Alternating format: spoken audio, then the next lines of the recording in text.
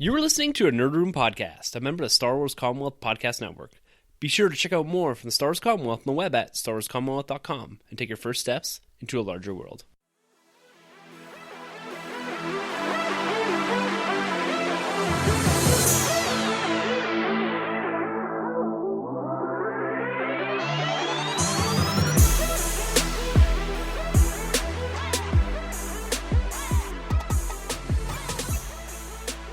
Hey everyone, and welcome to the Nerd Room. We talk all things Star Wars, Marvel, and DC. This episode, number 126, we'll be discussing our prelude to Ant-Man and The Wasp. I'm one of your hosts, Tim. I'm Troy. And I'm Sunjay? Damn it, which one of you messed with the teleprompter? Question mark, Sunjay. Welcome everyone to our prelude to Ant-Man and The Wasp episode. This is something we like to do before every single big Marvel, Star Wars, or DC film. We run down some of the things that we think you should know going into that film, how it may connect to the comic books, and how it connects to the wider universe they are set in. I'm excited to talk about it. I'm a little worried because this is our last MCU film until next March. Wow. Pretty wild. A big gap coming up here for both Star Wars and Marvel films. But overall, guys, how you feeling about Ant-Man and the Wasp? Is the hype building? Is it there? I'm coasting, man. I'm kind of chilling. I'm gonna probably catch it this Friday or Saturday, but I'm going in just like how I went into Ant-Man 1, and I was kind of blown away with just those lower expectations. So I'm excited, man. I can't wait to see the Wasp actually kick some ass. I'm like a Wasp fan in this whole MCU, so I can't wait, man. Nice. Yeah. To me, I thought the anticipation and like the hype for this movie would have been higher. Just like from what I've seen, like it is pretty high, but I was expecting, like, people are saying like, oh, it's gonna make like 85, 90 mil. I don't know why, but I was expecting like 120, 130. Now, maybe that was too high of expectations, but you look at Iron Man 3 coming off of Avengers, and that it got like a huge bump. Yep. And I was like, okay, Ant-Man and the Wasp, the next movie coming out after Infinity War and after Black Panther, so two $600 million movies. And I was like, okay, Ant-Man and the Wasp is going to get that huge bump, but I don't think it is. I think it's going to get like a little nice bump, like a little like baby bump. Well, not like a baby bump, but like a little baby bump. Like you know what I mean? 4 months. Yeah.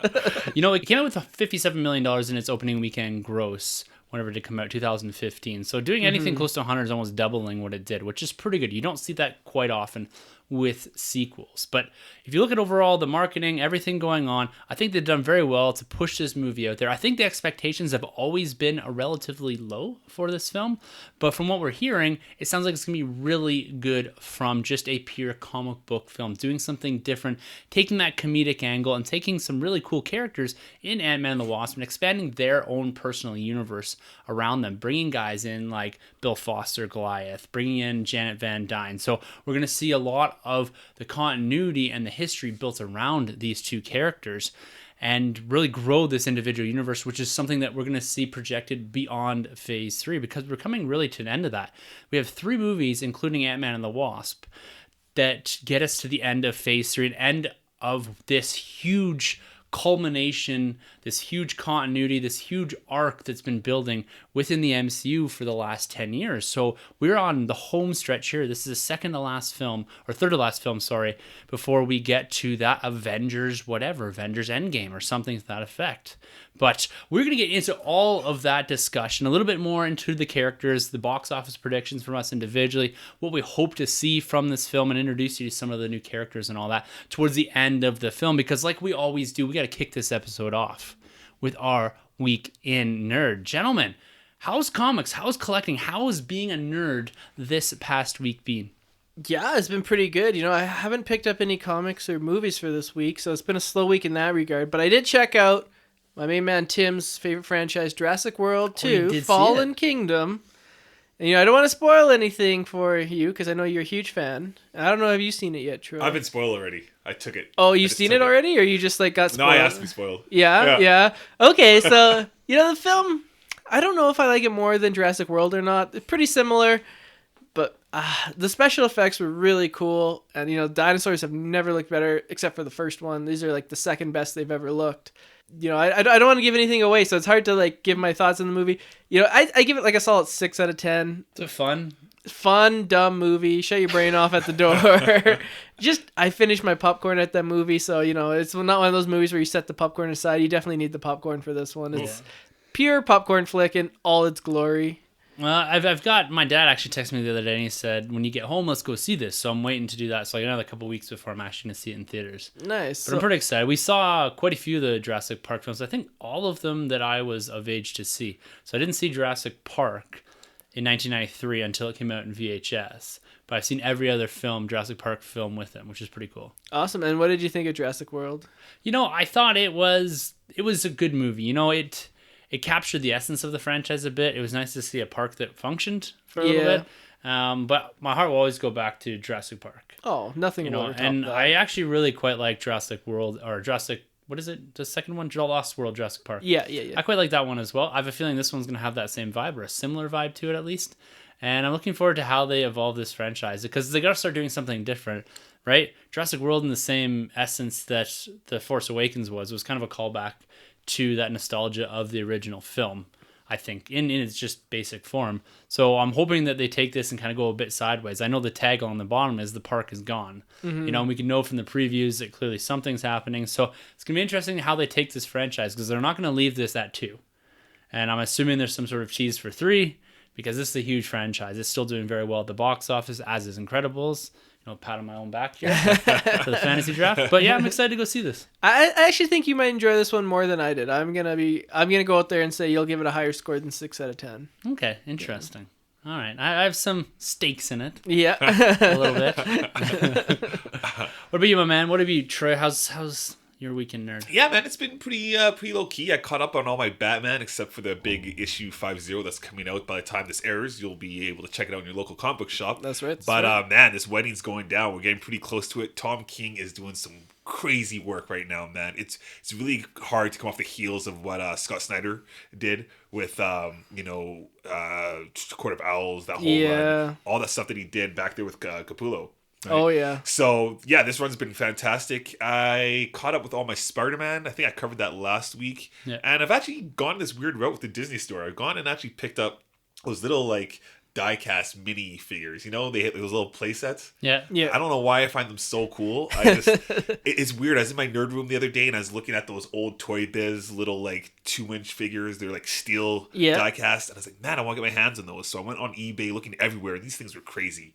For 2 of them, they come in a dual set. These things were $39 American. What? And 17 shipping. I'm like, okay, I'm not going down this. Yeah. So I was Disney store has a couple of those little minifigure sets. I like it. So I went down there and they have a cool sale going on right now. So I picked up obviously the Spider-Man Homecoming wave, and I'm gonna get that Infinity War line too. Because Are they plastic? they are plastic. Yeah. I haven't opened them yet. Yeah. They come in that little bubble thing. Come in a little bubble. There's about 6 figures. I think the Infinity War is a deluxe set though, Yeah. so you get about 12 or so in there. The price point's cool. I just trying to figure out a way to display them. Yeah, the paint apps aren't super fantastic. They're not incredible. You get really limpy lightsabers as well. Yeah, I saw that. So I stayed away from the Star Wars ones. Yeah. I saw the Kylo Ren and whatnot and Rey. And yeah, I didn't really like the look of the blades on those. So yeah, that's about it, man. Pretty quiet. I'm still playing my Star Wars Battlefront 2 as well. It's going down over there online. And, nice. That's about it, man. Pretty chill. Cool. Yeah. Cool. Well, I've had even quieter weekend, nerd. I almost did nothing. I was away for the weekend, and I didn't have a chance to really hit the comic book shop up last week. I didn't do any hunting while I was down in the U.S. there.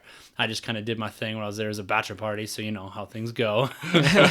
I'm still hurting a little bit here, and we're 2 days after I got home. But no, it was a ton of fun. But yeah, that makes my weekend nerd really, really quiet. I did a little bit of organizing here, a bit more in the nerd room, and I'm getting excited for this week's comic book run, because not only is there the Batman issue number 50, the wedding of Batman and Catwoman, but also Captain America number 1, another number 1 for Captain America. And this is by the author who's been doing the Black Panther series.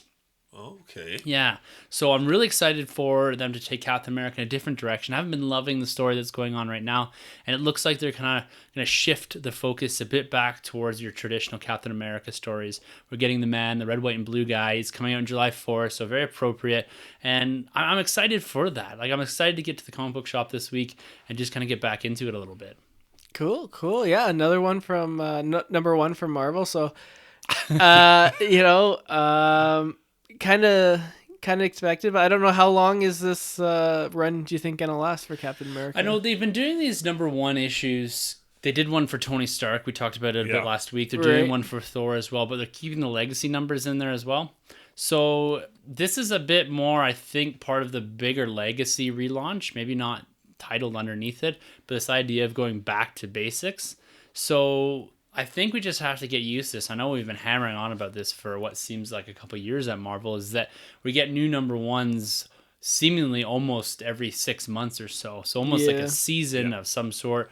And Marvel's focus has continued to be on bringing in new people via number ones, making that barrier entry lower. Now, we've commented in the past that that's not always the case. You need to have a bit of background to things. And one of the questions that we have this week from Darth Goody is about jumping into some of the older stuff.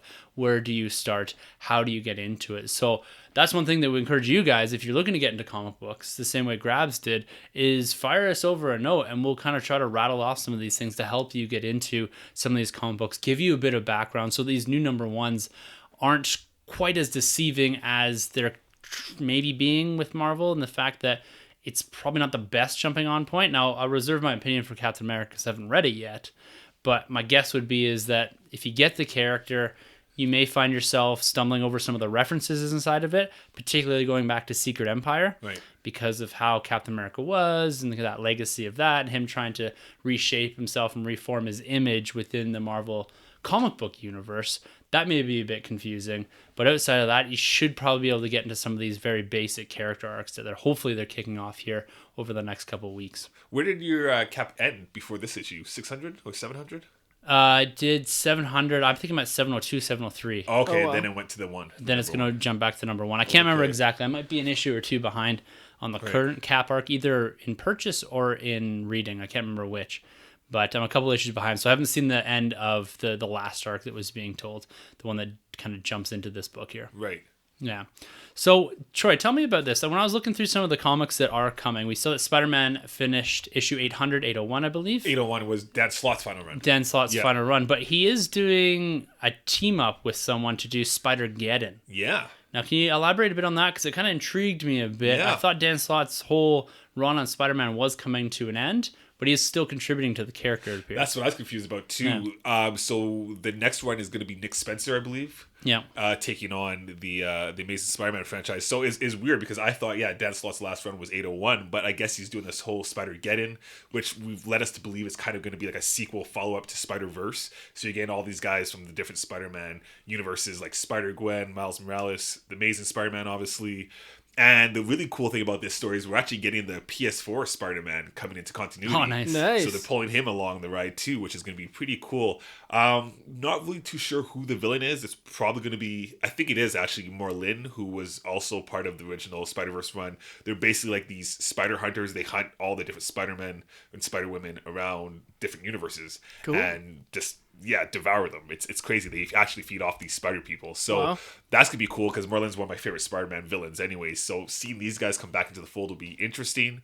But apart from that, don't know much. I think the artist also worked on Spider-Verse. I could be wrong, but the art looks pretty cool on the cover at least, so I'm interested. Yeah. Definitely. I mean, it's Spider-Man. I'm definitely So that's awesome. I'm loving to hear that Dan Slott is continuing a little bit with that, because I know you've shed a lot of praise on him. Definitely. For his more recent arcs in Spider-Man, being the longest writer of Spider-Man 10 in years. history. Yeah, 10 years. Just Definitely a lot more Wow. positive than negative on his runs, I'd say. And it's funny because Marvel seems to have been switching their creative teams a lot, but they've left him alone. Yeah. I think he just did Spider-Man and he did Silver Surfer for a little bit, but now it's interesting. He tried to do a whole Spider-Man Iron Man kind of thing, or it's making Spider-Man into Iron Man basically. Right. But now they've given him the keys to write Iron Man, and you liked his book quite a bit. Yeah, I did. I liked that first issue. It hooked me. I'm definitely going after the second one. Yeah. So it'll be interesting to see what he does going forward, and if he gets a long run in a character, because I think that benefits. You look back at even the Bendis stuff. Yeah. He wrote Avengers for a long time, and those are some of my favorite Avengers books. Oh, yeah. Through that, he did the first run on Guardians of the Galaxy. I think volume 2 it would have been, but that's after kind of the initial run and when they brought it back from the film kind of jumped into existence. Right. So he did a lot of that, and I enjoyed quite a bit of that, and I've had a hard time over the last little bit with the exception of the Infinity War stuff or whatever, the Infinity Countdown they're doing right now. So I really like that. So getting some consistency with a good writer is really important, and as you guys seen in the DC universe too, consistency in writers, it goes a long way Absolutely. in producing a long form piece of storytelling. Like, what's his name? Jonathan Hickman on Fantastic Four and Avengers as well. Some of Yeah. the favorite stuff. We constantly praise those books, but it's because you've allowed someone to have a 2-year window to tell an ongoing story that builds this big arc between numerous characters and all kind of points to a head. And that's something that we're always looking for. These short 6-issue trade arcs are good, and they serve a purpose to act as jumping on points, to sell trades and all that. But we're still looking for that bigger type of storytelling, the storytelling that we get in the Marvel Cinematic Universe, right? Exactly, that vision. Yeah. Exactly. Now, speaking of vision, not the character, but DC in itself, they've taken a step back, it seems, within the last couple of years and really tried to take their content and bring it to a different format, different media. So we talked about last week about their Walmart, them going in with these 100-page books, selling them at Walmart, making them very accessible to, say, the common audience, somewhere that people frequent quite a bit with a relatively low price tag. Now, they continue to do interesting things with their content, as we've talked about in the past with the reveal that they're doing a DC Universe streaming service. Now, the cool thing about this and some of the information that we got, I believe a week or so ago, they did a bit of a launch for it.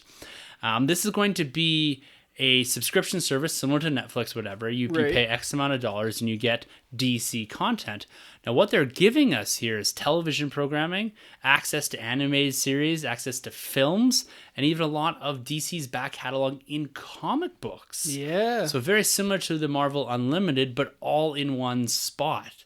Now, this seems like a pretty cool idea. The fact that you can get everything from Batman the Animated Series, Seasons 1 and 2, Static Shock, Young Justice, Teen Titans, the Christopher Reeve's Superman films are going to be on there, Batman and Batman Returns are going to be on there, Batman Begins and The Dark Knight. Mm-hmm. They're also releasing the live-action TV series of Lois and Clark and the Linda Carter Wonder Woman, which is pretty cool. They're getting Justice League Flashpoint, the Green Lantern, First Flight, and Wonder Woman straight to DVD films, animated films. Those are great. And they're also doing original content, so a couple live action things like Titans, Swamp Thing, Doom Patrol. They're also doing Young Justice Outsiders and Harley Quinn animated series. Yeah. So this is all going to be rolling out over the next couple of years onto this direct content streaming service. So it looks like there's going to be a beta version of it in August 2018, so just a month away, and a full release later for this year in the fall. The only caveat to all this is it's only available in the USA. For right now, but hopefully, For now, yes. Yeah, that's disappointing. You know, I mean, everyone, DC has fans around the world, and Warner Brothers has the distribution now with AT&T as well. That like they should be in Canada, they should be in the UK, they should be everywhere. I mean, they're losing millions of dollars. I don't know, maybe it's a rights issue. Because I know, like, it will be. Yeah, that's why Netflix Canada, Netflix US is different. Yeah, because I know, like, I think in Canada it's a rule or a law that you need like X amount of Canadian content. Yeah, it's so on the radio. Yeah, so that's why you always hear Celine Dion, Alanis Morissette, Yeah. Nickelback, all the classics. But DC, you know, if they came to Canada, then they'd have to add Canadian content, and I don't think they, you know, just reading off the list, I'm going to guess none of that is Canadian content, so... Yeah, they're going to have to find a way to get around that, if that is the holdup. If, you know, when I was looking at this, I was like, okay, is it maybe the fact they just want to get this up and running? They want to get something, and they work out the bugs before they do a global launch to this thing where it's harder to control outside of the U.S. Mm-hmm. But overall, it looks like what they're including here is it's a pretty cool service. Like, given that you kind of get all of that content... plus the comic books. I think that's a really neat idea, is that you can essentially go from your Christopher Reeve Superman or your Dark Knight or your Batman the Animated Series and skip over and find your avenue in to Batman, to Superman, to whatever, Wonder Woman, via a simple click of a button. You're getting digital comic books, something that DC has yet to embrace. So they're quite far behind the game on this one. Mm-hmm. The fact they're introducing it alongside more of their kind of live action visual type of media, the Netflix style, is pretty cool. Troy, what are your thoughts on DC Universe? Oh, I love this. This is huge. This is going to be a day one purchase for me. Unfortunately, I live in Canada, so I can't do it. The only thing missing from this list for me is Smallville. I was really banking that Smallville would be on here. that's unfortunate. But other than that, I'm glad we're getting the Lois and Clark. I was a big fan of that. When I Love was a kid. that, yeah. That was like my Superman actually for a minute when I was a kid. So that's cool. We're obviously getting the Batman animated series, which is fantastic. I'm looking forward to that. Yeah, Love you can't that. go wrong with that series. Yeah. So that's going to be cool. And Young Justice, that's the one for me. Young Justice and Titans. I can't wait to see those two shows go down. We've got some footage already of Dick Grayson's Nightwing, or not Nightwing, but Robin. Yeah. Oh, So doesn't it look he's looking fantastic? good. Yes, Yeah. It looks like dark. something out of the Nolanverse, actually. It really does. Yeah. It really does. And he still has like the new 52 kind of costume going on, which is like a little bit of like the Tim Drake style from the early 90s with the new 52 look. So can't go wrong there, man. It's looking great. I guess he's off the heels of working with Batman too. So he's no longer working with Batman anymore. So, man, can't wait for that. Yeah, and I heard it's gonna be like more R-rated, like a lot more violence and swearing and stuff. So Cool. yeah, so that's gonna be a really cool series. I heard that like this TV series would be added to like Netflix and stuff like that. So like while we're in Canada, we should still be able to get Young Justice season 3 hopefully, and Nice. Teen Titans, because man, that's so much cool content. And for it to like miss us, I know I'm gonna have to find like, I don't know, just go to the US, watch it, and then come back to Canada or something, because I can't miss this. There's so many cool stuff. Just drive up to the border and sit on the edge and get some Wi-Fi. Good signal, yeah. Yeah. It's really cool. There's still lots that they can add. Oh, yeah. I mean, this is just like the tip of the iceberg. So that, as I said, start small, and then they're just gonna keep adding and adding, and all the content too with the DC extended universe. I don't know if all those films are in there. No, none of them are. Really? Okay. Yeah, so there's a lot of content that they can add. There's, noticeable absence are anything in the DC extended universe. The Dark Knight Rises isn't in there. Yeah. So they seem to be setting this up. Okay, here's our base platform. We'll slowly add things in as we go. They gotta have a reason again for people to come back outside of the new content that they're creating for there. So I think you'll see things like Smallville eventually upload to that, and The Dark Knight Rises, DC Extended Universe. You may even see little things like, that would be kind of cool, is behind the scenes of the making of Aquaman, these type of things, Blu-ray features maybe. Yeah. Something that gives you a little bit more content at the click of a button to help you immerse yourself fully and wholeheartedly into this universe. I think that's what they need to do. And being that they only have, not I say only, but relative to say a Netflix and potentially what a Disney streaming service is, their content is somewhat limited in the sense that they need to be producing new things and kind of trying to bring you in. So I think that's a bit where the comic book stuff, they're going to have this like rotating, list of comic books that you have access to.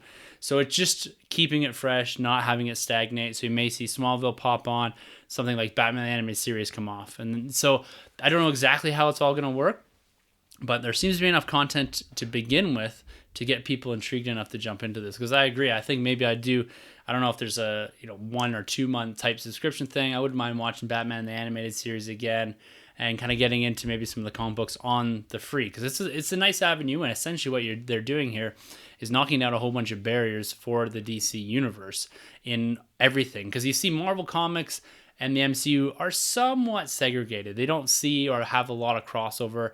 Sometimes the comic books picks up threads from the films and use those to leverage sales. But this seems to be like this holistic approach is pretty cool and something new and different. I'm hoping that the Disney streaming service takes a little bit of cues from this in the sense that we can have more than just TV shows and films there. You can expand and do different type of things, different type of even animated content and all that. So fingers crossed, we'll see. We'll see how this goes. Hopefully we get this in Canada in the not too distant future, maybe by 2019. Yeah. I mean, it'd be great if they could put Aquaman on there, maybe the Snyder Cut. Yeah. Already asking for it. Hashtag release the Snyder Cut. Do it, WB. Sunjay is in full support. Now, coming off the back end of this discussion here, we kind of talked a bit about, avenues into things, barriers for entry. DC seems to be dropping a lot of theirs.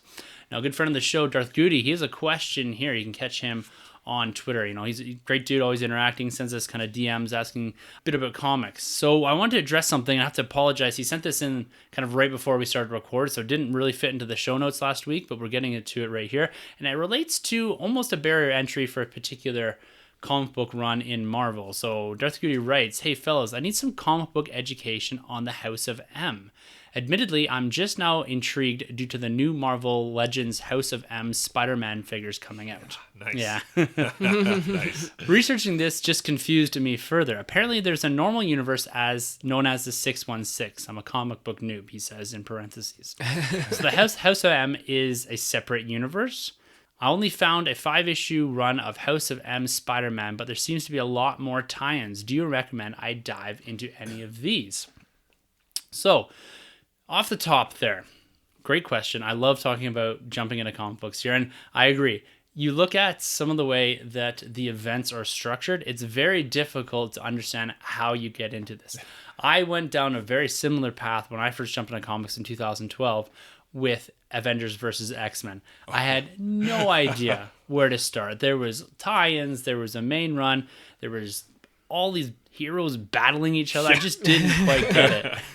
But House of M, it's absolutely great run. It was done in the Bendis era of events. It was done in and around Civil War, Secret Invasion. Yeah, a little bit before, yeah. Yeah, a little bit before, but kind of in that same era of writing. So it ties in very well with a lot of the Bendis stuff that we do like with Avengers. Now, just to address the first thing here. So the normal Marvel comic book universe is known as the Marvel 616 universe. So at least it was. It was. Yeah. That's the main continuity that's been run within Earth Prime or whatever. Earth Prime now, after Secret Wars. Yeah, so the normal universe being 616, this goes all the way back to the, kind of the original run of the comic books. And the Marvel universes are different dimensions, if you want to call that. I guess the universes is the best word. Yeah. So alternate realities type thing, they're all designated by like a numerical sequence. Right. And the 616 is generally the main run where you have like the Avengers being formed and Captain America being thawed in the, you know, the whatever, the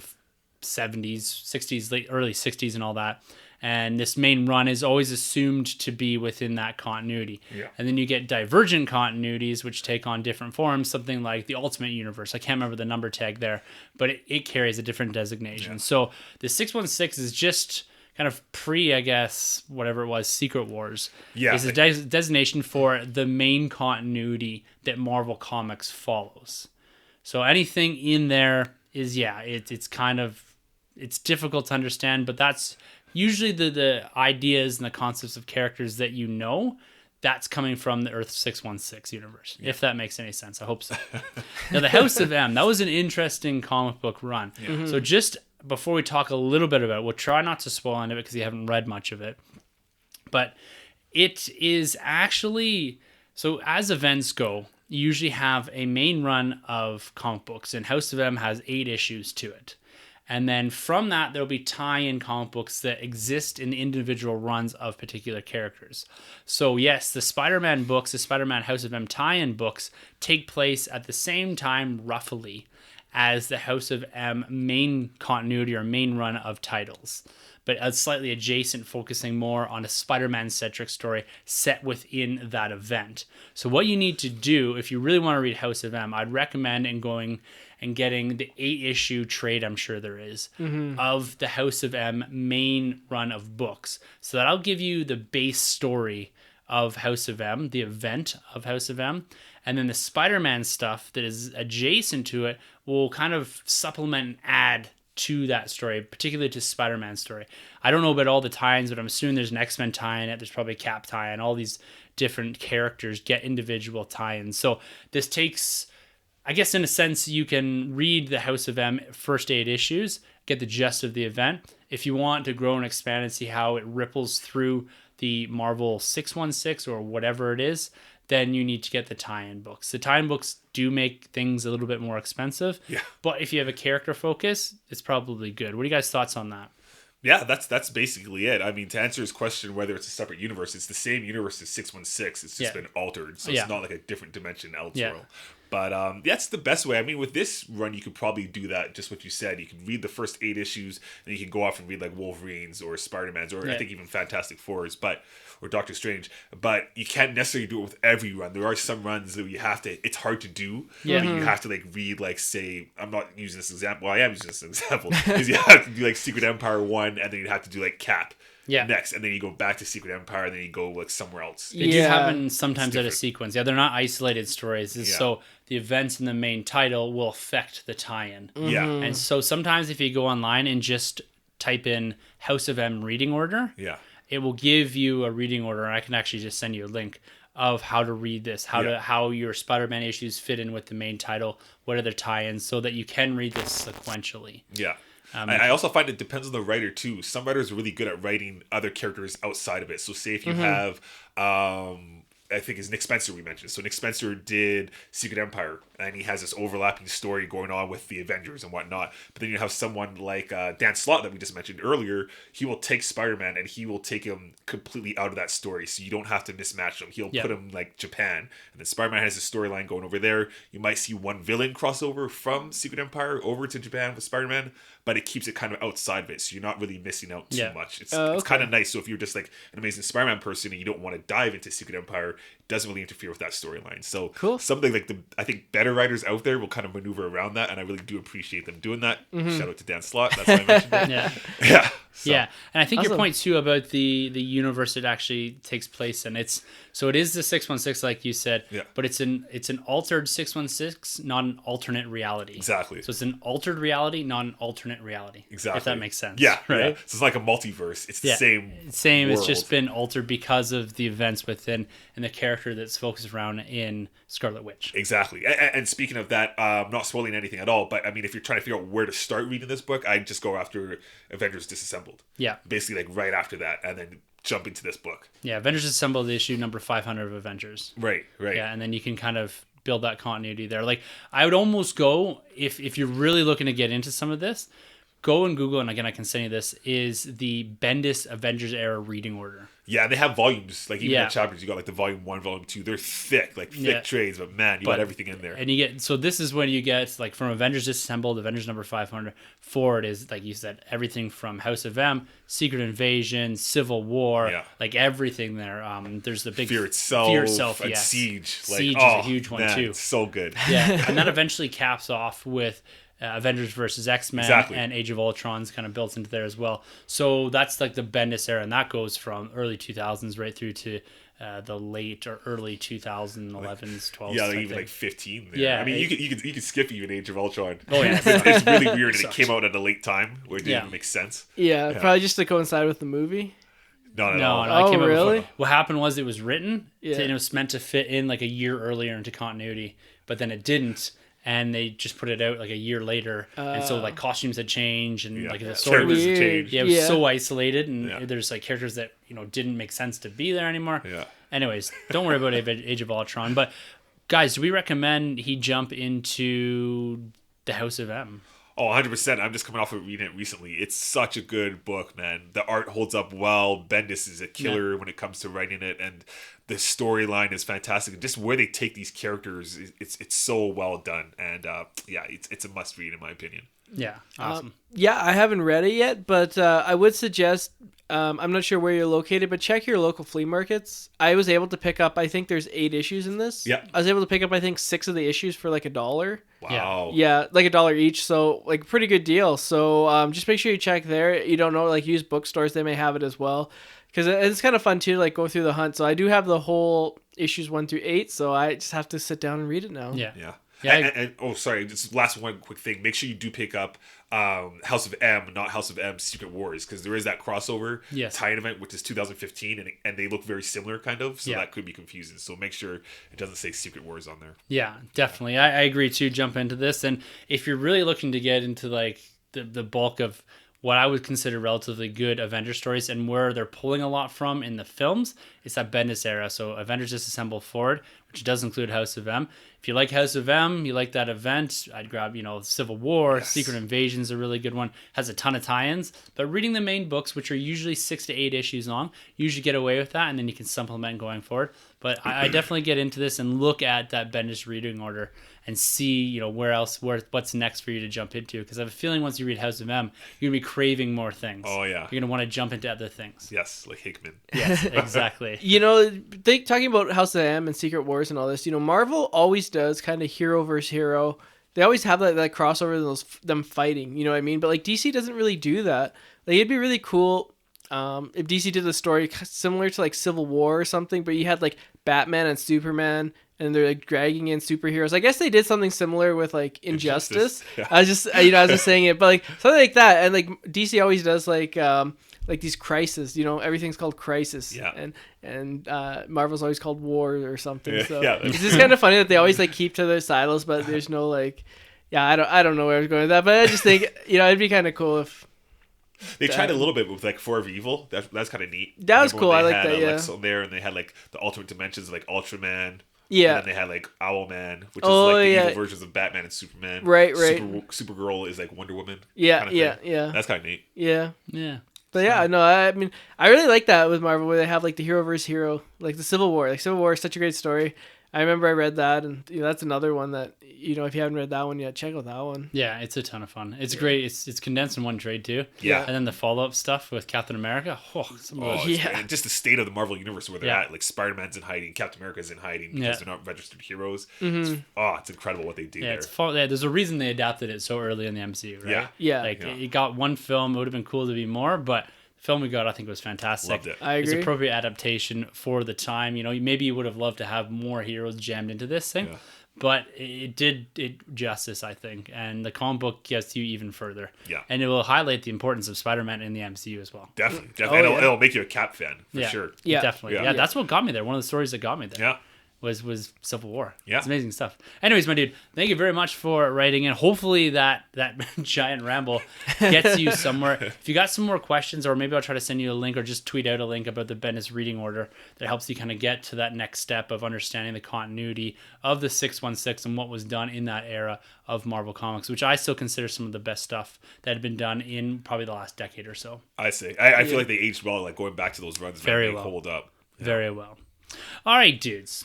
Let's talk a little bit about Star Wars. Now we didn't talk a whole ton in the last couple of weeks about Star Wars because there has been a lot to talk about. Because we all hate Star Wars.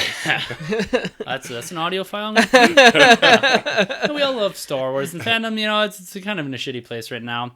But we're gonna plow forward with some of the very positive things in the universe because it is a universe we do absolutely love. Love to hate? Yeah. Not me. Nah, you won't find any of that hatred here. Here we're all about love. Yes, for Star Wars. Oh, Anyways, Star Wars, yeah. Rebels Season 4. Now, that is a TV series that Troy and I have raved about for the last couple of years. We did a whole bunch of reviews. If you go back in our old feed, or our current feed, just go back to older episodes. You can hear us breaking down all of Season 3, all of Season 4 of Star Wars Rebels. Now, this is the end. This is the final season of Rebels. This kind of caps off that story that it began 4 years ago. And the Blu-ray is set to hit on July 31st. So for those that have not seen this, it's a high recommend from us to go grab this. We're looking at special features on this as well. So there's audio commentary by Dave Filoni, the creator of both Clone Wars and Star Wars Rebels. The leader, the guy behind a lot of this big content we've got from the animated perspective. There's stuff and discussion about the composer, Kevin Kiner, who did fantastic work. This is something that we were always raving about in this series, was how he was able to tie a brand new score into the original trilogy, give you the feels there for what was going on, especially when we had the debut of things like the X-Wing and all that. You felt like it was in Star Wars, and the score in itself has a lot to do with that. There's discussions about one called here The Ghosts of Legends, so talking about the journey of the Ghost Crew. So there's a lot of really cool supplemental material here for us to get through. And being the final season, I don't own any of the Blu-rays, but I think I might have to pick this up as long as I can get a digital version with it, because I do absolutely love that series. Are you going to be running after these? I will once I complete the Clone Wars. I want Yes. to complete the Clone Wars Blu-ray set. I just want those things to kind of come on a steelbook. I doubt that I'll do it. That'd be so cool. It's animated, but I'd love to get that first, and then I'd make my way over to Yeah. Rebels. And for all you Rebel heads out there, if you haven't already caught up with us, you can check us out. Yeah. Always on SW Rebels Alert. It's awesome over now. But I mean, if you ever want to, watch an episode and then hear our thoughts on it, I mean, why not? Yeah, there you go. Cool. Yeah. And now the silver screen, that's kind of what we're got right now for the small screen on TV until we get Star Wars Resistance. So again, we're kind of in a bit of a gap period here, both from television and a film perspective. But we're starting to hear rumors trickle out for episode 9. Now this comes out a year and a half from now. So we're going to be speculating for quite some time, but it looks like J.J. Abrams is going to start filming this within the next couple of months. And there's already rumors about certain characters from the original trilogy making an appearance in this film. Now, spoilers if you're trying to stay away from episode 9 information for the time being. But we just saw this character in Solo: A Star Wars Story, and now there's rumors that he's going to be showing up in Episode 9. He's been completely absent from even any discussion in the previous 2 sequel films, and that's Lando Calrissian and that's Billy D. Williams. So there's rumors swirling right now that he is going to appear in Episode 9, and this kind of came to a head here when he did cancel his appearance at Saskatchewan Entertainment Expo that is September 15th through 16th because of a conflict with film schedule. Now, as far as I know, he's not doing a whole ton on filming. It could be Reading Rainbow reboot. Oh, give me that. Love that theme song. Now, it's being highly speculated that this aligns quite well with J.J. Abrams' start of production on Episode 9. And I got to know your guys' thoughts here. What are you thinking about Lando appearing in Episode 9? Is this something that you want? Is this something you think we need? Or do you think this is just kind of a rumor mill swirling around looking for something to latch onto because we don't have much in as far as Episode 9 discussion points? Yeah, it'd be really cool. I mean, he's one of the few original trilogy characters left out there that hasn't made an appearance in the new trilogy and is still alive as far as we know and kicking in the universe. So anything that connects back to the original trilogy, I'm all for it. And Billy D, he was awesome as Lando. Yeah. So, let's bring him back. And I don't know, I don't really know how he would fit into the story. Maybe it'd be more like a cameo role. I don't imagine it'd be like a main role, I think it'd be less than Harrison Ford had in The Force Awakens, but maybe he's going to have a major role. It'd be cool to see. I mean, Billy D, who doesn't? He's the coolest guy in the galaxy. Yes, he is. Smooth and suave. What do you think? Yeah, I think you absolutely have to bring this guy back. Everybody's been asking for it since, Episode 7. His huge return, obviously what Donald Glover did with him in Solo was great. That's what everybody talks about. One of the things everybody talks about. It just makes a lot of sense for this character to come back, especially because we don't have anybody left in the main trilogy to appear other than Chewbacca and the droids. Oh, yeah. Really. Yeah. So it just makes sense to see Lando show up because I'm guessing we're going to have a time period that's gone on since Episode 8.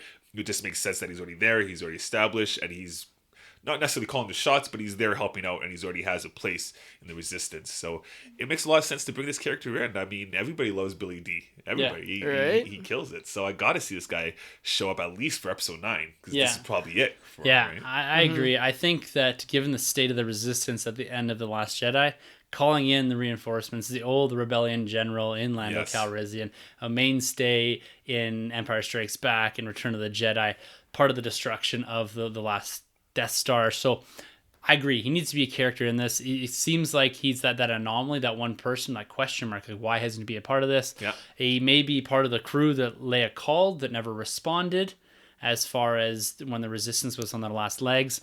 And there's a lot of rumors going around about how they're going to treat Leia's story in this.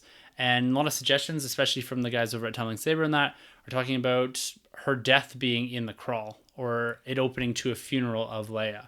So it only makes sense that Lando Calrissian does show up to that and then becomes part of a bigger part of the film in itself in some maybe leadership capacity or large cameo.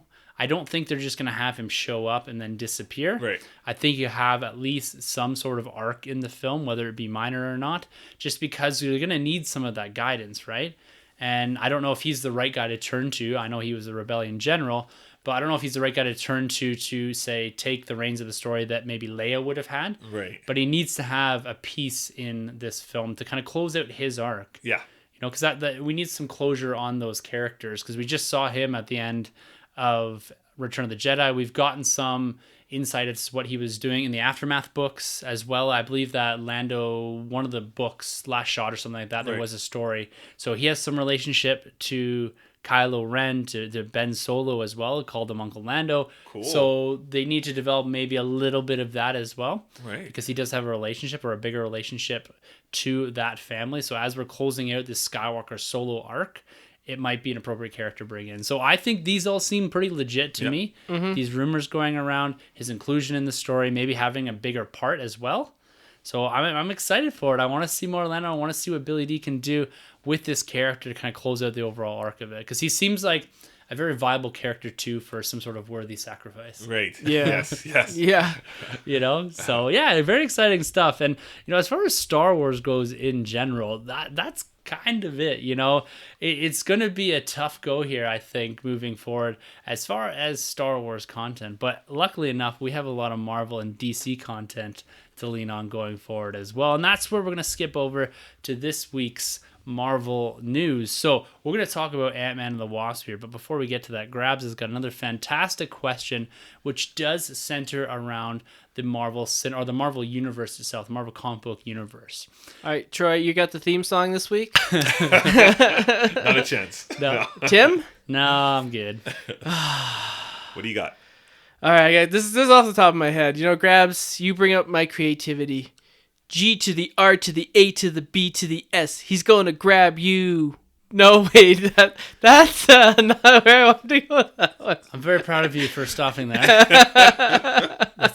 I'm saying somewhat saves me an edit. I feel like we're moving towards some sort of we're gonna be canceled. Yeah, maybe bleeping out almost there. We're gonna leave it to that again. Yeah. The funniest part about your statement there, when you said I'm doing this off the top of my head, is it assumes that you prepare those theme songs in all the previous episodes. I wish I could. I did before. I would go home, and I'd write them down, but then I'd throw them out because like in 8 Mile, I was just writing the lyrics. I'd be at work and just be like, "Yo, grabs, grabs, he's gonna grab, and I just rap battling all my coworkers. I love how you compare yourself to one of the best lyricists of all time. He compared himself to me. Okay.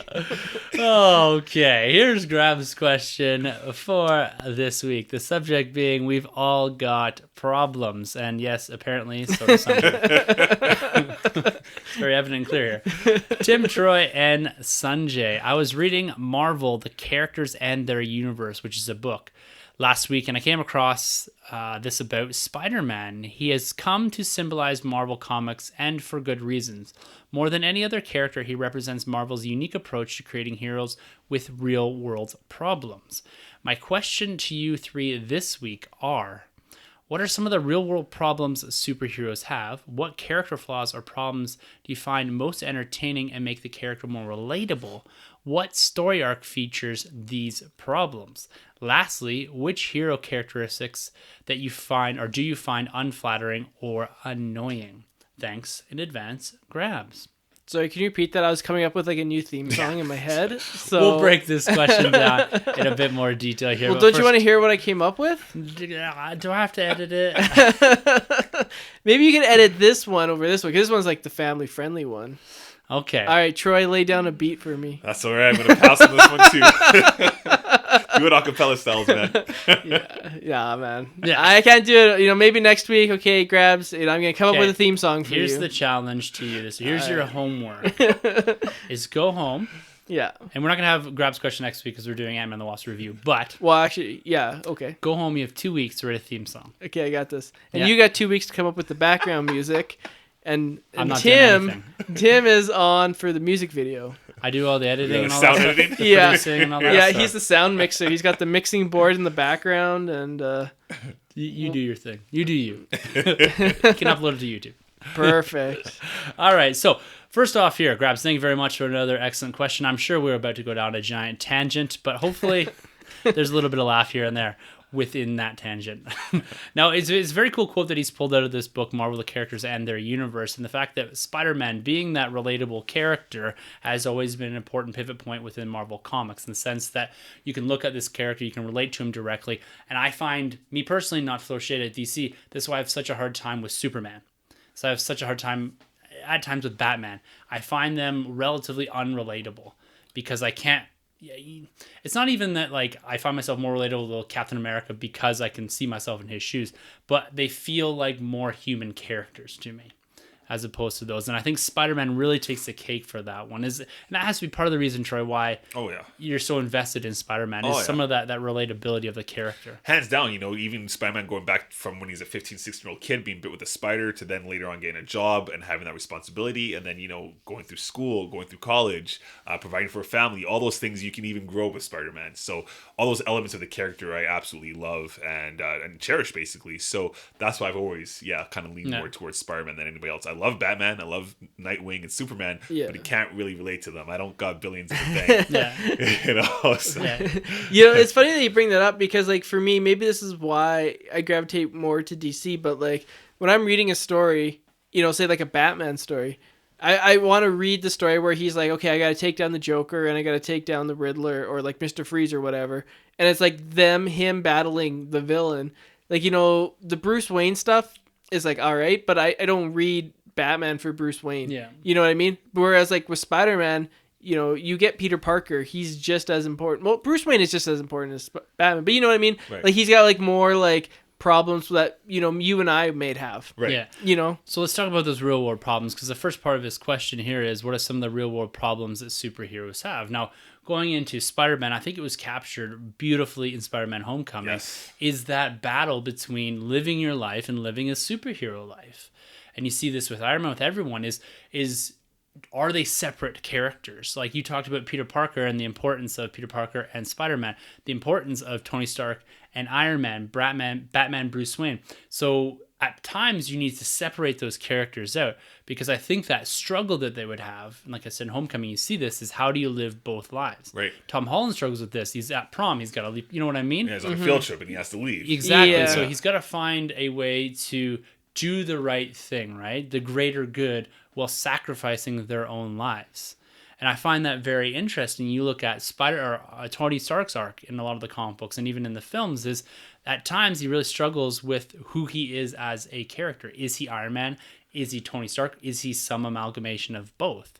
So I think you see that struggle, and that's probably the biggest struggle outside of, family life and all that, is the identity of who you are. Are you Iron Man? Are you Tony Stark?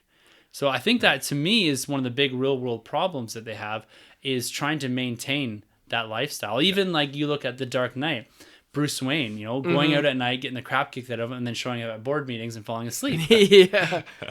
So it's maintaining that dual life. Yes. Yeah. And not sacrificing, or I guess maybe sacrificing everything that makes you outside of this superhero, outside of the mask, to do the right thing, to save people, to put an end to kind of the scum and villainy of the universe. Right. Yeah. So to me, that's one of the biggest problems. When you're reading, and you talked about them always doing the right thing, do you ever want them to be a little bit selfish sometimes and be like, you know what, Spider-Man's like at the dance and things are going well and he's having a good time, and then he gets like an alarm like, oh, Dr. Octopus is robbing the bank. Sometimes don't you just want him to be like, this time I'm going to sit this one out. Someone else can handle it. Cap's there, one of my buddies will do it. I'm just going to have a good time. I don't know about Spider-Man if that ever works, because that's what makes Spider-Man in the first place. Like, he did that once and it cost him everything. That's true, yeah. His Uncle Ben. So for that, he'll never go down that route. I can't speak for any other superheroes, but I think if a writer did that with Spider-Man, then they're not writing Spider-Man properly. But like, what are the chances it would happen twice? Take a chance. Live your life. Well, I mean, for instance, I'm not talking necessarily comics, but you can go Amazing Spider-Man the movie, right? Yeah. And Amazing Spider-Man 2 the movie, where it's like he was kind of responsible for Captain Stacy's death. Captain Stacy's dying wishes were stay away from my daughter, Peter Parker. And Peter Parker goes back on what he did with Uncle Ben, basically doesn't listen. Yeah. And ends up dating Stacy, and then she dies, right? So yeah, lightning strikes twice, I guess, in Peter Parker's world. I guess he just got the world's worst luck. Yeah, that Peter Parker luck. That's what they call it, Parker luck. So, Oh, really? Yeah. Nice. Now, what about some character flaws with regards to conflicting ideals? So you look at a character like Black Panther. So he's meant to be this altruistic man, but he's also an hero, but he's also the king of Wakanda. So he struggles with the ideas of what's best for Wakanda and what's best for the world. We see that conflict in the film, and you see that conflict throughout the comic books. Is he a king first? Is he Black Panther first? Black Panther, the protector of Wakanda, right. Or is he Black Panther, the Avenger? The Avenger, right? And so that's the struggle point that I feel we're going to see going forward in further Black Panther films, and even in the comics right now, is where does he lie in this? Where do his allegiances lie?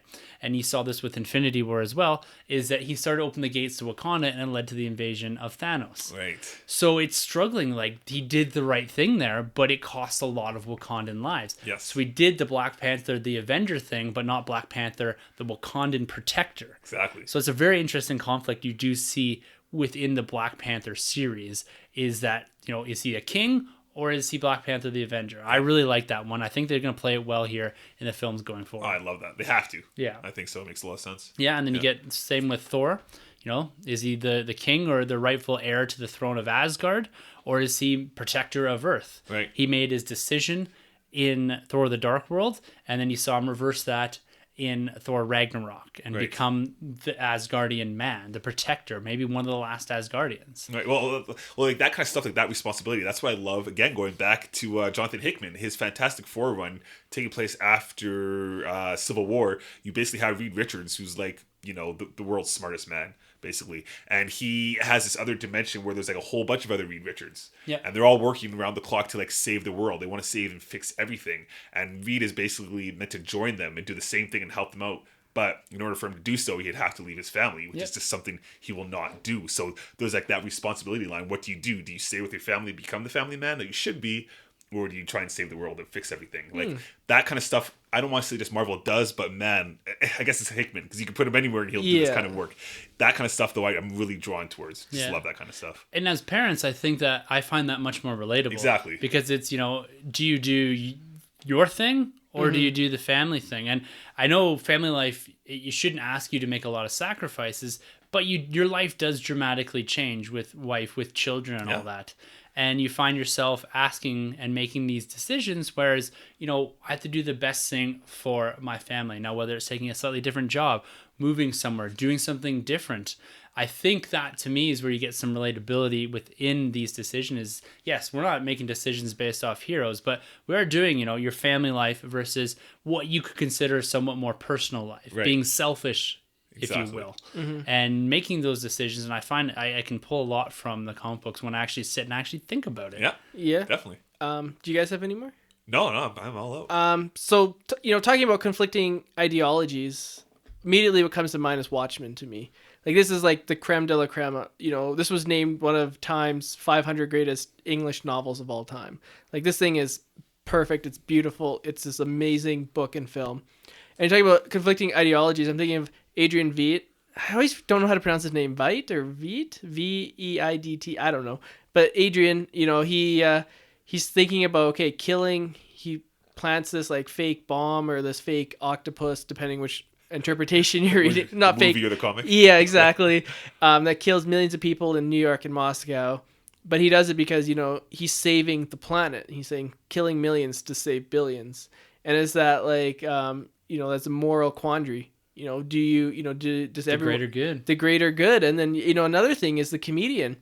He's seen as this hero by the common people. He works for the U.S. government. You know, he's in the army and he's saving people's lives. But he is a despicable human being. Like, he is awful. Like, you know, he's done some awful things.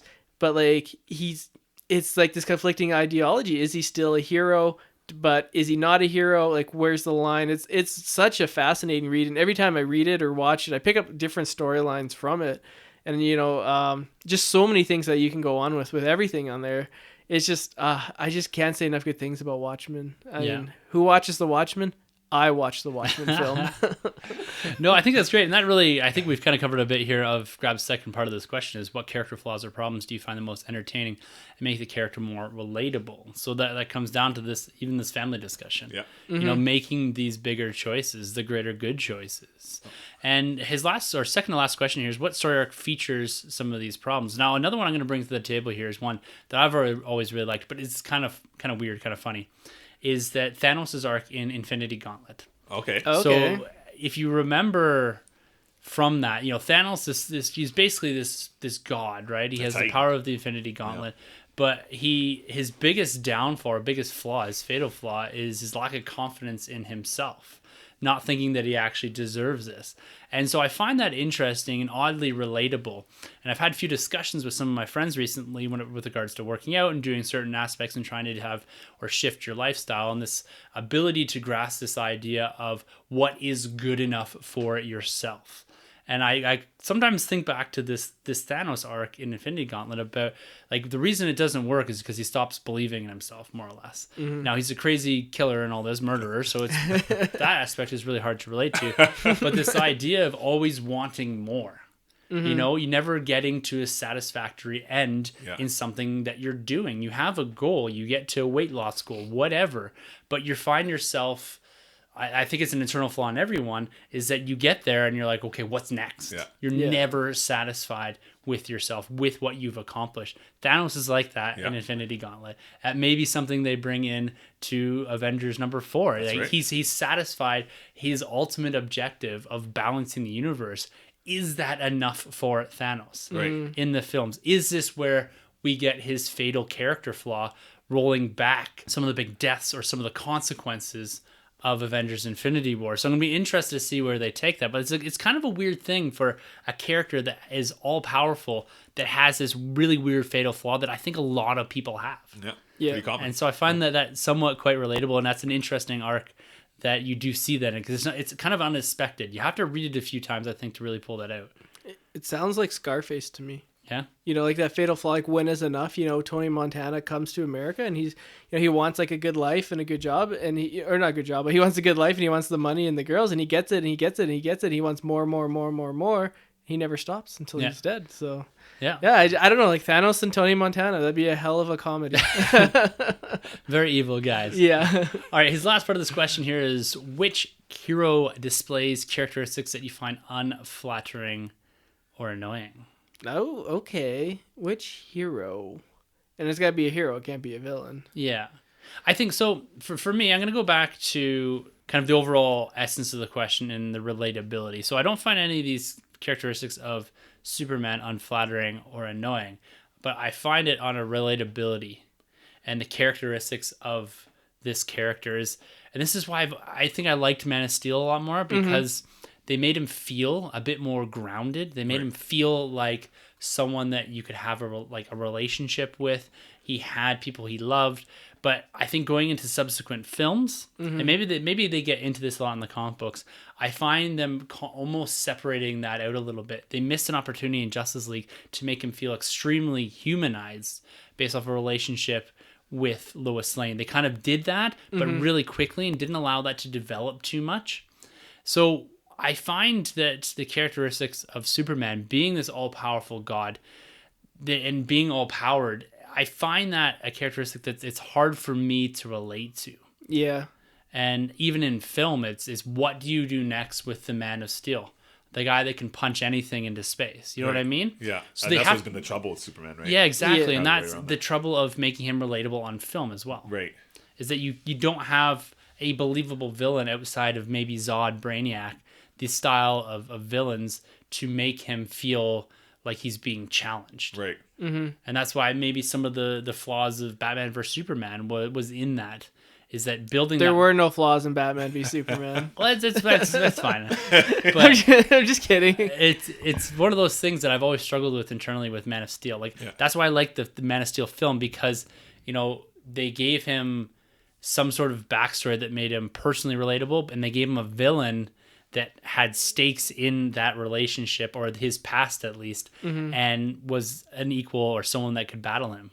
Yeah, I mean, I will say, like, the one thing that I really relate to Superman, because I'm a huge Superman fan, is the fact that, he's the ultimate American story. He's the American immigrant. So, like, yeah, he can punch anything into space, but he has that, like, lost belonging. He left his world. He came here. And you see that a lot more with Clark Kent. Like, he's lonely. He knows he's going to live forever, pretty much. And everyone that he loves is going to die one time, before he's dead. So it's that, like, sadness, that loneliness of, like, leaving your homeland and coming to America, starting a new life. Interesting. So that's kind of like when, like, a lot of people, like, always say that. Like, that's kind of like my rebuttal. It's like, if you, like, think about it like that way, especially given the circumstances around the world in the 1930s when he was created. I think it was in the 1930s when he was created. 2 Jewish immigrants from New York. Well, one's from Toronto and one from, I think, New York, created this character. So you can see, the intent and the reason why he was created. So, I always go back to that. Just, it's the ultimate American story. I do like that. That's something that I haven't ever given much thought to. I guess I'm a bit more on the periphery of Superman, as well as using kind of the character that's been put out there, and less of the backstory on his creation. Interesting. Okay, I like that, man. I like that. I like that. Anything, Troy? Anything unflattering? Any superhero trait that bothers you a little bit? It's tough for me to find one. The only thing I could kind of think of for a second, going Star Wars, Yeah. is early on in the Clone Wars, and it's funny because I love this character now, like one of my all-time favorite characters in Star Wars. But going back to her first introduction in the Clone Wars, Ahsoka, aka Snips, she is horrible. She was annoying. she was like kind of made me take a break from Star Wars for a minute, going off the Clone Wars movie. It was pretty bad. She was unrelatable. She was extremely annoying. She had like no belonging in the Star Wars universe, let alone that movie. It was just really bad what they did with that character. It's incredible to see how far they've gone with her and how they've evolved her and made her into like one of the all-time best Star Wars characters of all time. Like she's incredible now. But I remember as like watching that, and I was just like, and I brought my wife to this movie to really try and convince her to get into Star Wars, and that was the one. And we both walked away from Star Wars for quite a while from that one. So if I could go anywhere and nitpick that I find unflattering, it'd probably be Ahsoka at that time. I don't disagree with you. She turned me off of Clone Wars really initially. Right. I was kind of like, this doesn't make sense to me. I don't really like it. But yeah, I love her in Rebels. And towards the end of the Clone her Wars, book too. Ahsoka was awesome. Awesome. Yeah. All right. Well, that wraps up. Oh, you got another one?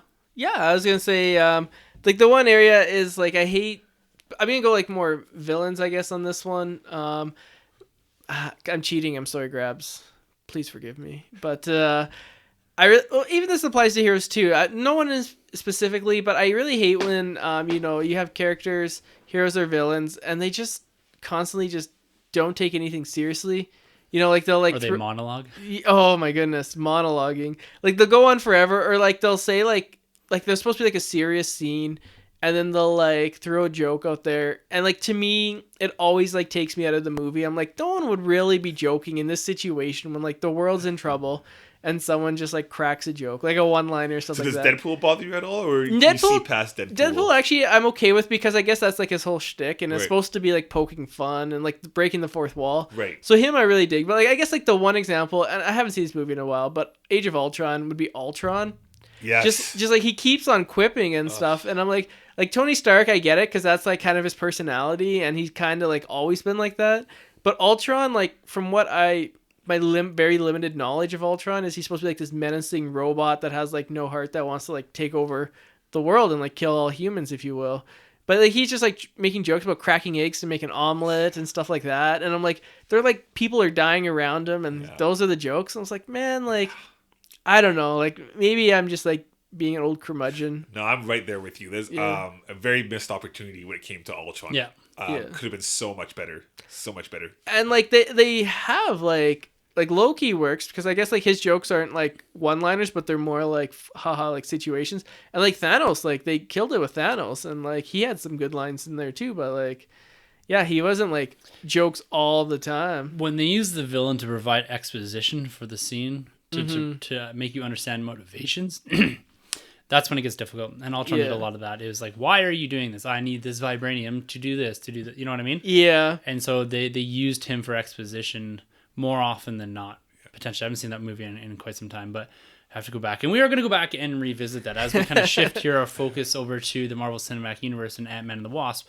One thing that I wanted to talk about at the top here was our MCU retrospective. We still have 3 episodes to get through, so we didn't exactly meet our goal of getting into and finishing that before Avengers Infinity War. But one thing that we were talking about, that we had thought about, is that we do have this big break coming off the back end of Ant-Man and the Wasp. So we're going to use some of that time to fill in our film review schedule with MCU films, those last 3 films, which does include a review of Ant-Man. So you're going to be seeing those coming out a little bit later on, because we've done quite a few movie reviews. We don't like to overwhelm the feed with movie reviews and all that, and give people some time to see some of these, particularly with Ant-Man and the Wasp coming out, and some of the stuff we're going to see in December and all that. So those film reviews will be coming, as will our look back at the Dark Knight trilogy, which was something that was voted on quite some time ago.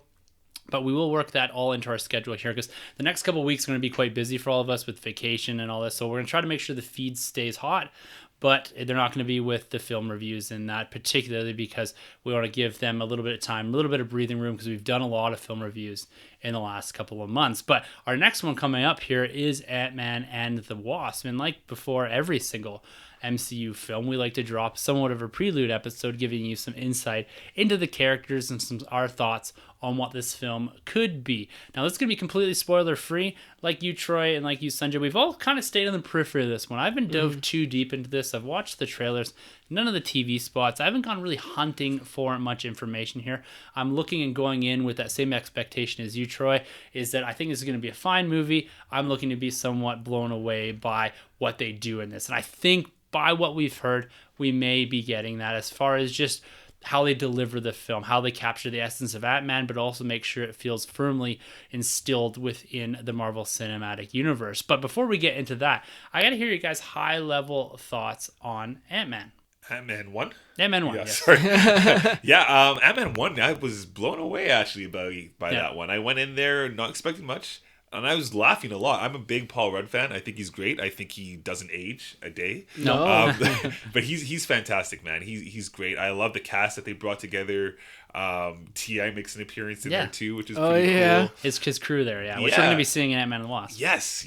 So I'm excited for that. I didn't mind Yellow Jacket. He wasn't great. He wasn't horrible. I really love the de-aging effect they brought to another level once again. Hank and I really love that lore, this mystery or history of the original Ant-Man. Like I love that kind of stuff. Hoping maybe somehow they can tie in the Fantastic Four with that. Who knows? But overall, I really did like that film. Yeah, same here. I think if you go back to like episode 2 or 3, we did like our top comic book movies of 2015, and that actually topped the list for me, Ant-Man.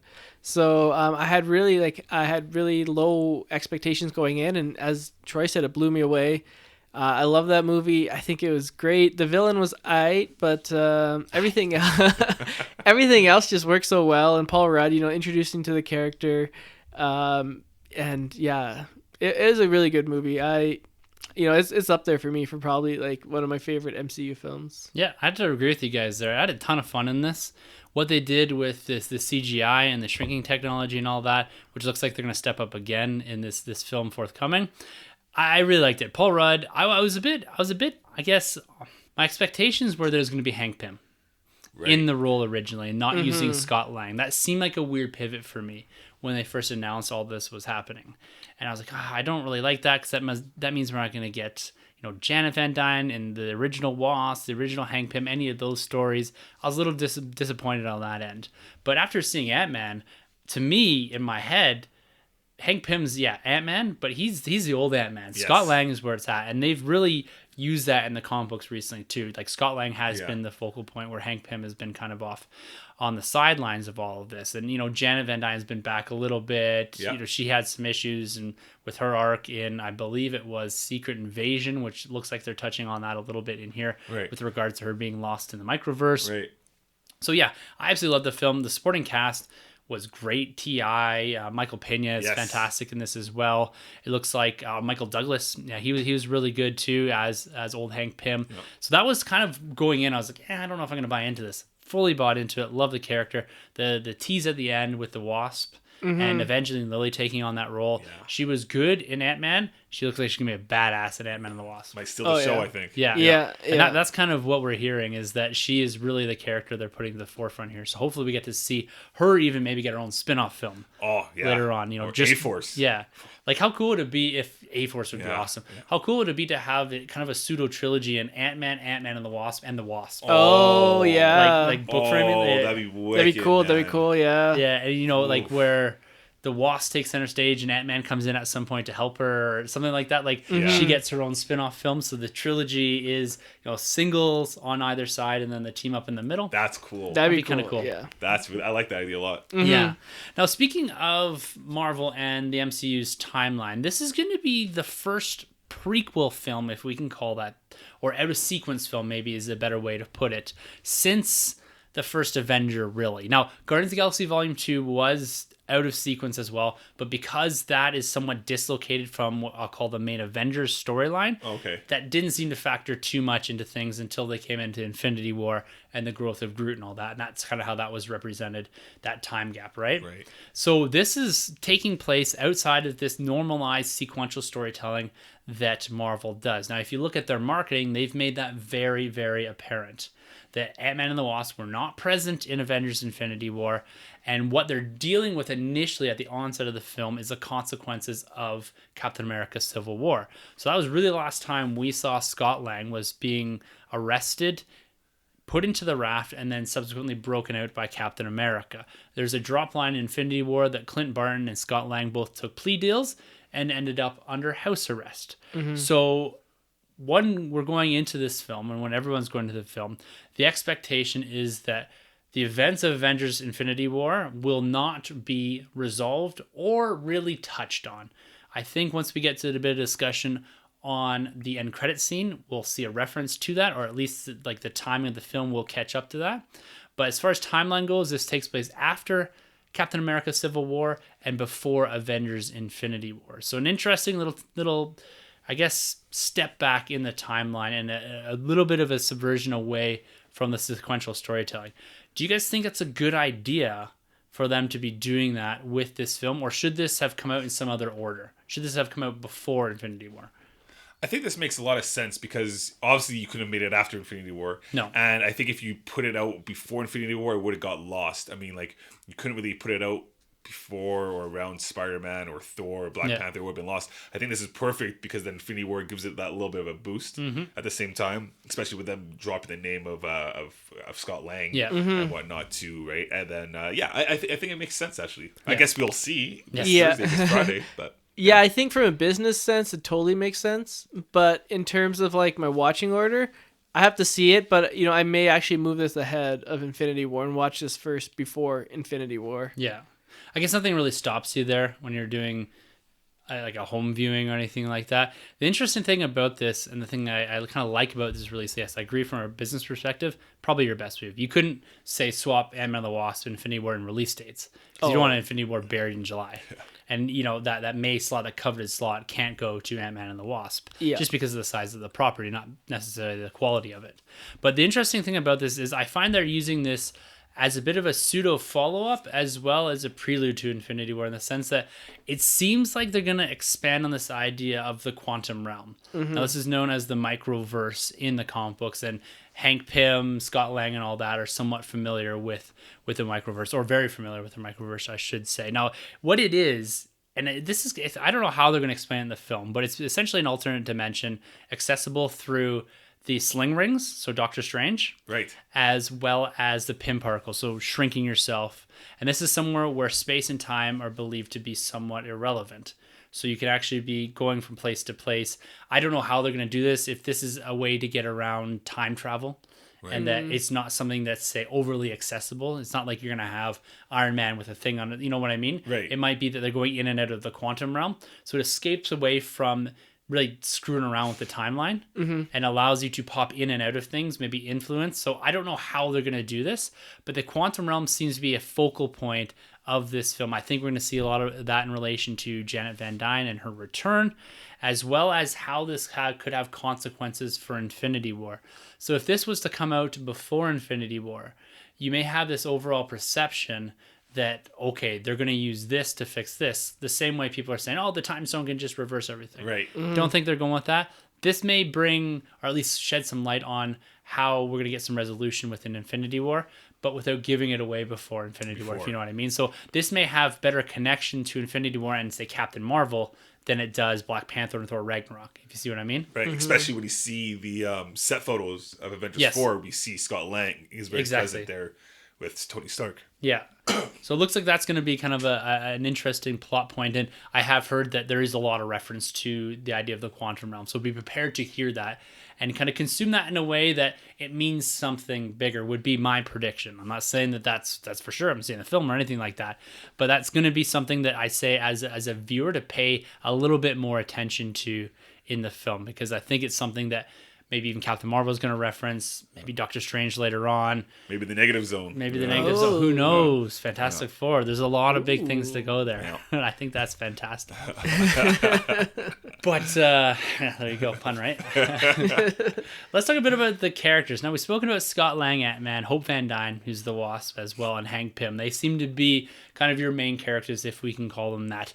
But some of the new characters going to be introduced in this film also are Michelle Pfeiffer's Janet Van white Dyne. gold. Yeah. She's the wife of Hank Pym, the mother of Hope, and she died in a mission in Ant-Man. We saw that, right? She shrunk too small. There did seem to be some reference to her as Scott Lang is kind of, if you remember that, there was something weird in there about her maybe being trapped in there. If you go back to the Secret Invasion story arc, she's thought to have died, but ended up shrinking in that battle into getting trapped in the microverse. Yeah. So this isn't unprecedented territory, and we know she's going to the film. Janet Pfeiffer, Michelle Pfeiffer does have a character poster, so it's going to be interesting to see her arc, and I'm excited. You know, going back to my original thoughts on what Ant-Man should be with Hank Pym and Janet, we're going to actually get to see a relationship there, and hopefully they utilize that technology and give us a little bit more backstory. Yeah. That'd be that's pretty a cool. sucker for a young Michelle Pfeiffer back in Yeah. the Catwoman days. So love to see them go back. Young, old, it's all good, brother. What do you guys hope that they do with Janet Van Dyne here? Do you want her to be a pivotal character or just a nice nod to the old Avengers, to the old Ant-Man comics? Like, what do you want from Janet in this film? I know it sounds pretty predictable and probably pretty cliche, but I really want to see her go against her daughter in the sense of like, don't put on the suit. Like, this is what it did to me. Being a mother, being a father, you would probably never want that on your kid, right? So I really want to see her have that conflict with her daughter. I mean, obviously, Hank Pym's probably all for it. I mean, he basically has a suit ready for her, but I would like to see her do that. Like I said, probably pretty cliche, but I'd like to see the dynamic between those two. Cool. Yeah. I'd like to see her maybe just join on missions and join and become one of the team, and maybe like have Hank Pym join as well, come back and put on the suits and, you know, just have a big old family adventure with all 5 of them now. With if Goliath is in there, then have all of them and just have some crazy awesome trilogy third movie. Yeah, it'd be pretty cool. I'm actually looking forward most to the interaction of Michael Douglas and Michelle Pfeiffer. Yeah. I'm hoping for a very like antagonistic relationship. Yeah. Not touching on kind of the craziness that they did in the past with Hank Pym being abusive and all that. Don't need to go anywhere near that. Nowhere near that. But I want to see them have a really good back and forth. And just in a sense that she's always giving him shit. And I think that could be a lot of fun. Yeah. And a cool new dynamic to bring to that. If you have, you know, Scott Lang and Hope, you know, having a bit more of that superhero relationship, you need to bring in a little bit of that antagonism between two characters. And, you know, Scott Lang's crew is clearly going to be the comedic relief of all this, but I want to see a little bit from Michelle Pfeiffer and Michael Douglas. I think that'd be kind of cool. Yeah. To explore that relationship in a bit more depth, kind of pick up where they left off, but like 40 years later. Right. It'd be kind of cool. That would be. Yeah. Do you think we'll see a cameo of Peggy Carter in the flashback? Oh. Because we got her last time. Yeah, and Howard Stark maybe. Yeah. Or at least some. Because I'm trying to think when all that took place. So that would have been the 70s. Around her spin-off show, eh? Yeah, no, way after that. Oh, it's way after Peggy it's like Carter's spin-off. 20 years after that. Oh. I believe it's in the 70s. And that show took right after World War II. Right. Because she was aged up in that. So there might be room to have a bit of a Peggy Carter, Howard Stark type of cameos. And just trying to think back what else has been in the films that we could refer to. But giving a little bit more history of S.H.I.E.L.D., given that a lot of that has been kind of dissolved away, or maybe not present within the Marvel Cinematic Universe as of late, going back and having Janet interact with Peggy Carter, because that can now connects up like that universe with Cap's universe and Iron Man's universe. You know what I mean? Yeah. So it's kind of a cool connection point that you can take all those characters back to S.H.I.E.L.D. as being some of the founders, some of the scientists that are involved with all this. But then it makes a relevant connection between a lot of different characters. Like if you go back to even Civil War, Scott Lang yells at one point, Hank Pym said never to trust a Stark. Right. Oh, which is kind of cool, right? Yeah. So there might be some more exploration of their back history in this film itself. And I think it'll satisfy that want to have for a bit more of the Hank Pym, Janet Van Dyne story in this. Right. That maybe even from the trailers, we're not going to get any of that, right? Right. So that might be a nice surprise within the film. Mm-hmm. Now let's talk about, you mentioned Goliath here. This is a character called Bill Foster. He's played by Lawrence Fishburne of DC Extended Universe fame. He's taking all the old DC guys. Now he's a friend of Hank Pym. I'm questioning whether or not he's going to be or have some involvement as a villain at some point. Now, he's not in the comic books as far as I know. And this character dates way back to the early days of Ant-Man with Hank Pym. So I'm interested to see this character. What are you guys' thoughts on him being maybe a pseudo-villain of sorts? I think I think he won't be a villain, but I think like every scientist, they've done something by accident, Yeah. which is helping the villain in some way. Like he Oh, okay. possibly creates something, and that helps a villain back in time, or a villain that we see like Ghost, Yeah. or whoever. Yeah, the Ghost is the villain in this film, Yeah. right?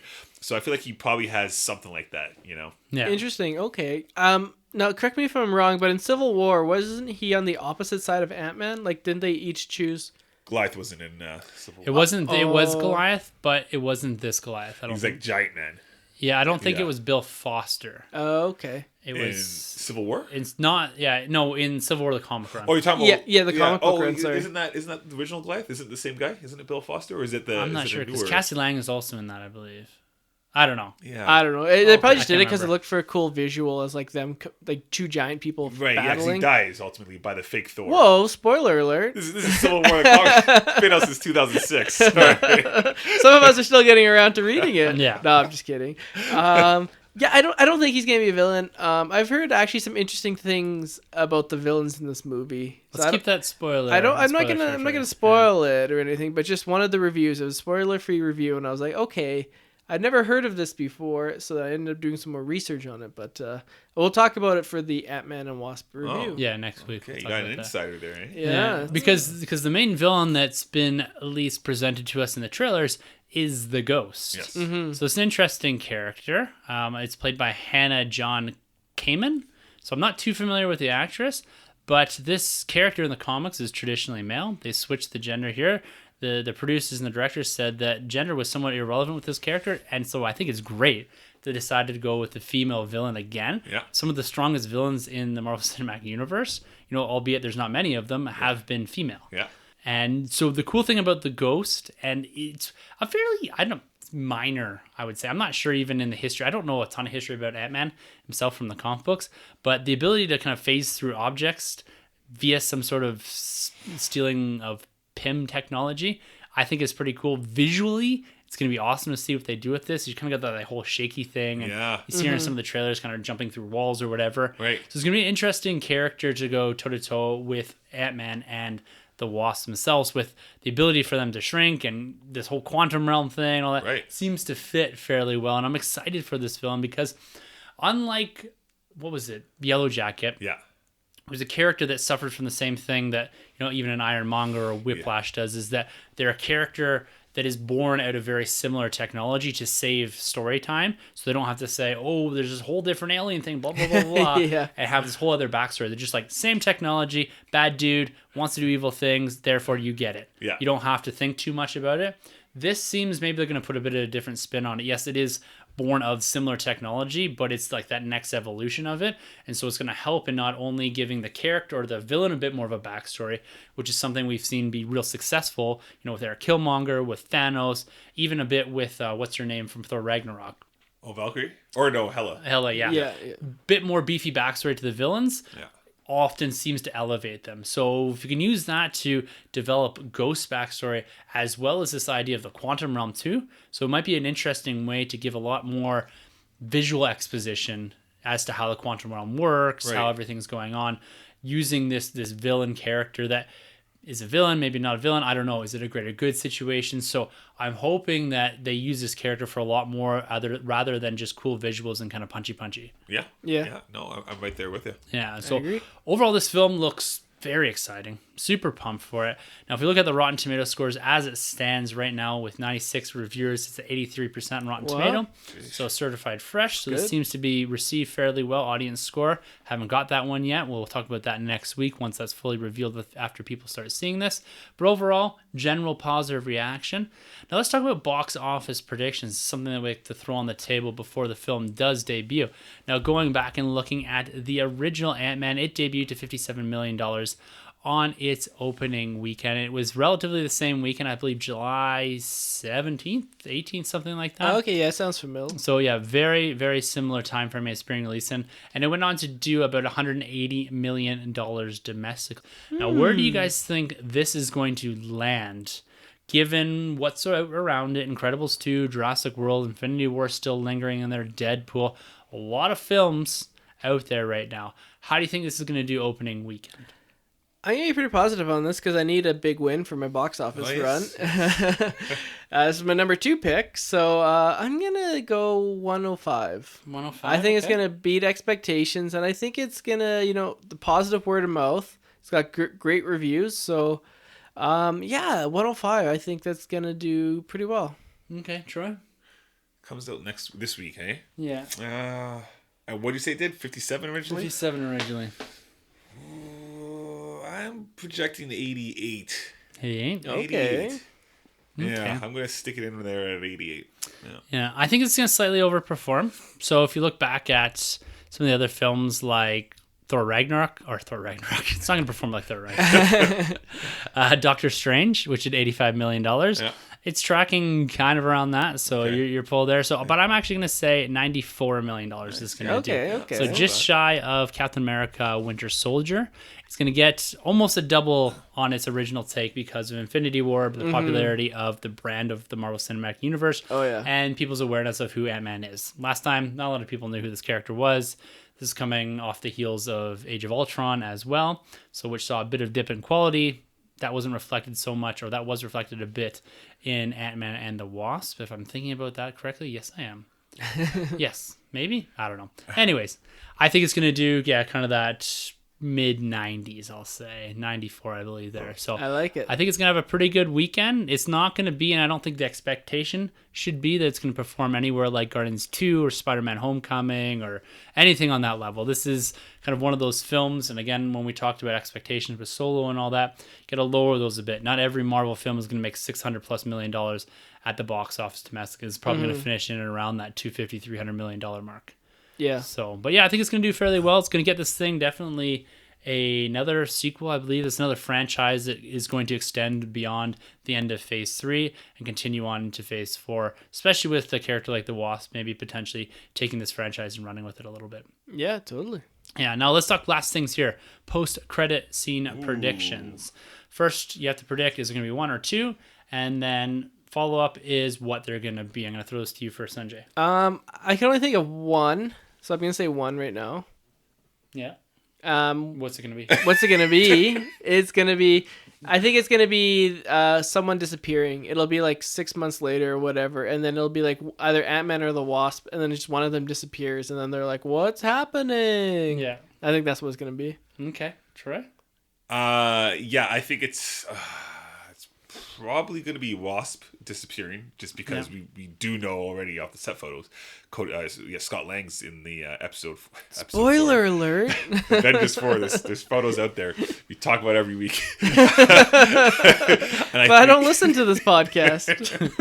And I think we're going to get either Hawkeye or Black Widow approaching Scott Lang and being like, you got to come with us. Okay. That would be bad. Yeah, something like that. Oh man, you just made me change, because at first, so I was thinking, like, how do you leverage everything? I think we all are on the same page. There's gonna be some sort of Infinity War.